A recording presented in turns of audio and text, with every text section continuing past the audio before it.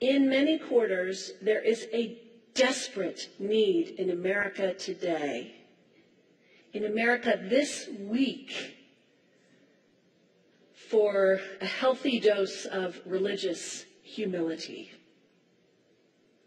There are too many people getting too much face time on television who claim exalted status for Christianity and who are demeaning other faith traditions, particularly that of Islam. And my friends, this has got to stop. The trigger for this latest wave of intolerance is media coverage, many of you have seen it, about a plan to build a Muslim community center 2 blocks from Ground Zero. The center will have a mosque, an auditorium, and a pool. It is modeled after YMCAs and Jewish community centers all across the country. For all I know, it's got locker rooms and childcare. Now, to be very clear here, reasonable, faithful, caring people can disagree about how they feel about this facility being built so close to Ground Zero. But that does not justify the wave of fear and suspicion that has washed over this country over the last 10 days. The media are now calling this a wave of Islamophobia that is sweeping across America.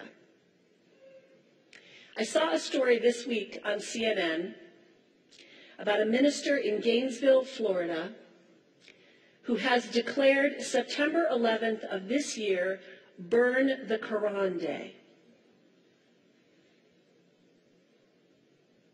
Thank you for your reaction. That was mine. This guy is a minister at a non-denominational church called the Dove World Outreach Center. He said all kinds of disparaging, insulting, inaccurate things about Islam that I'm not going to repeat from this pulpit. His message is about hate and fear, and I can assure you there is nothing in the Gospels, there is nothing in the teaching of Jesus Christ that says anything about burning the holy texts of other traditions. It is not there. The proposed burning of the Quran is obscene.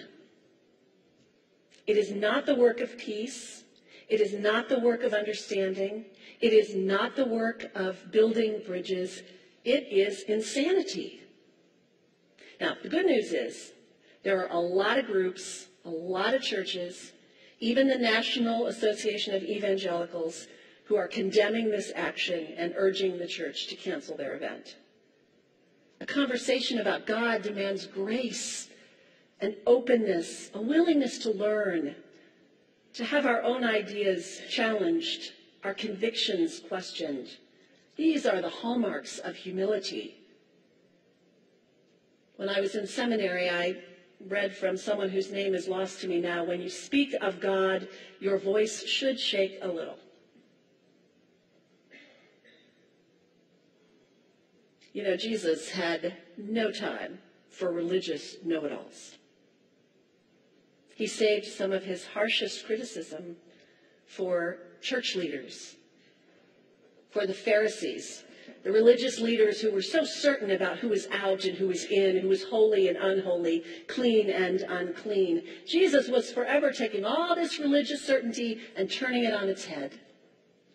And we can only imagine what Jesus would have said about Pastor Terry Jones and his Burn the Quran campaign.